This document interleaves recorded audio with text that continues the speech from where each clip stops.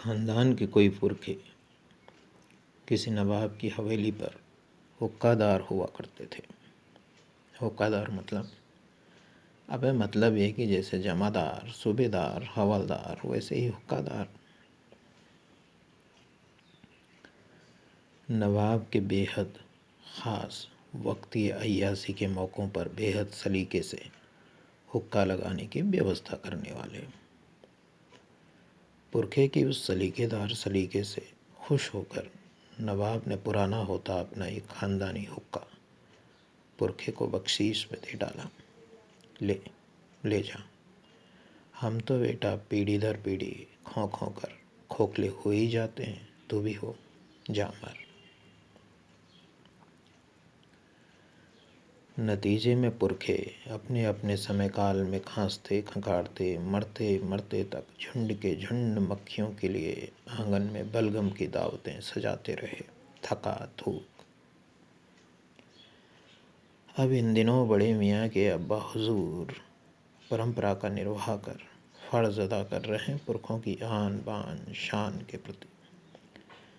अम्मा ने एक बार बताया था कि किसी पुरखे की किसी बेगम ने थका थूक की दावत से तंग आकर नवाबी हुक्के को ठिकाने लगाने की योजना भर बनाई थी कि जाने कैसे वह लीक हो गई। बस फिर क्या होना था, नौबत तलाक तक बनाई।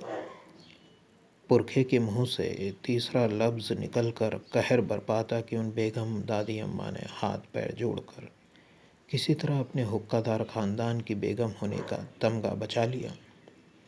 बस नतीजे में फिर कभी किसी भी बेगम अम्मा ने हुक्कादार ख़ानदान से नवाबी हुक्के को रुखसत करने की ज़रूरत न की।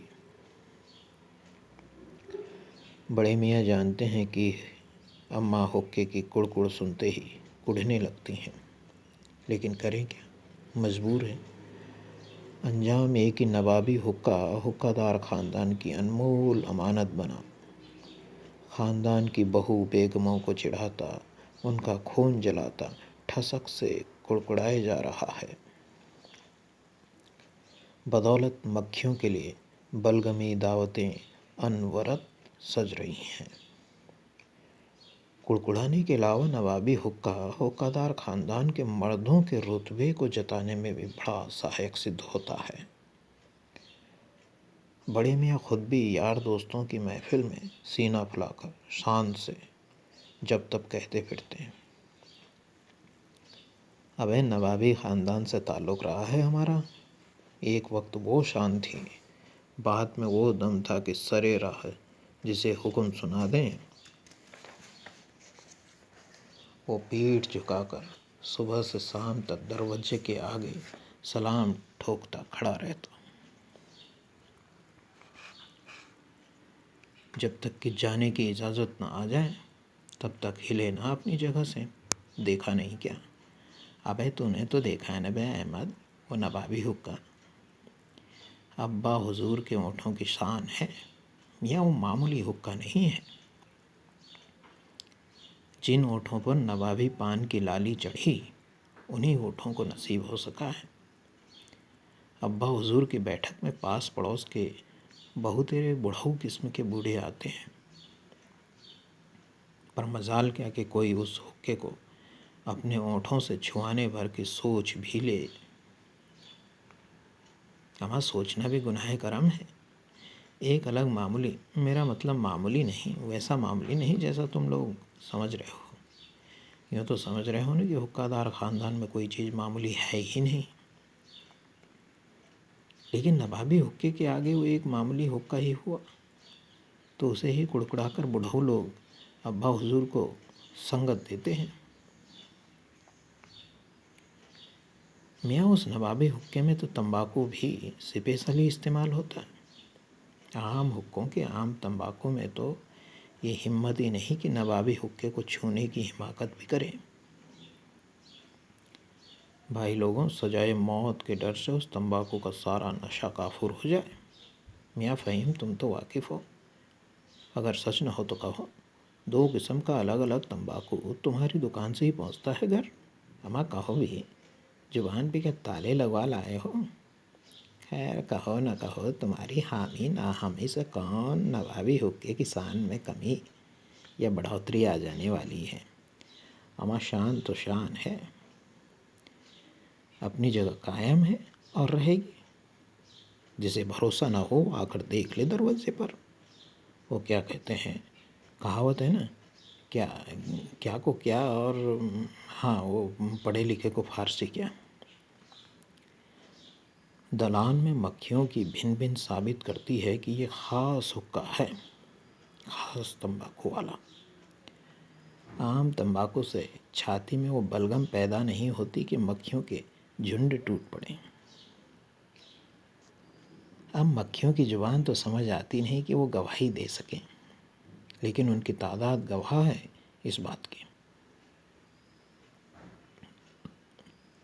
नवाबी हुक्के की सुड़की से बने बलगम का जायका ही कुछ और है, वरना चारों ओर तुम ही बताओ, कोई ठेठ बेवकूफ़ तो पैदा हुए नहीं। वरना यारों तुम ही बताओ, कोई ठेठ बेवकूफ़ तो पैदा हुए नहीं कि जान न सको कि आखिर क्यों कर लगी रहती हैं ढेरों मक्खियाँ दिन भर आंगन में छितरी बलगम पर मुंह मारती। है कोई माई का लाल जो दावा कर सके शहर में ऐसे किसी दूसरे घर, दूसरे आंगन का, जहाँ हुक्का पीने वाले मौजूद हों और आंगन में भिनभिनाती रहे ऐसी ढेरों मक्खियाँ। हमारा शर्त लगा लो, जो चाहो हार जाओ, जानता हूँ किसी में शर्त लगाकर हारने की हिम्मत नहीं। अमा वो कहावत है ना, वो कौन सी कहावत है यार, हाँ भाई लोगों, वो दूध का दूध, और देखो मिसाल के तौर पर अभी बताए देता हूँ। आहा थू, देखो देखो मियाँ, देखो सब देखो, कैसे बलगम थूकते ही मक्खियों का झुंड आ चिपका है। आस पास न जाने कहाँ कहाँ से उड़ी चली आ रही ढेरों मक्खियाँ। बेटा खास हुक्के के, खास तंबाकू के, खास बलगम की खास खुशबू है जो ये मक्खियाँ खींची चली आ रही हैं। तुम में से कोई भी अपने बलगम से इतनी मक्खियाँ चिपकवा कर बता दे तो जानो। नहीं ना, मियाँ हुक्कादार खानदान का चश्म चिराग हूँ, मामूली समझ रहे हो क्या। अमा अब आगे तो हुक्के की कमान हमारे ही हाथ आने वाली है, नवाबी हुक्के की। तो अभी से हम में भी उसे पकड़ने का शऊर पैदा होना चाहिए ना। जवानी में अनाड़ी ठहरे तो नाक कट जाएगी खानदान की। अब्बा हुजूर भले ही नालायक समझे हमें, पर हमें तो पता है अपनी जिम्मेदारी।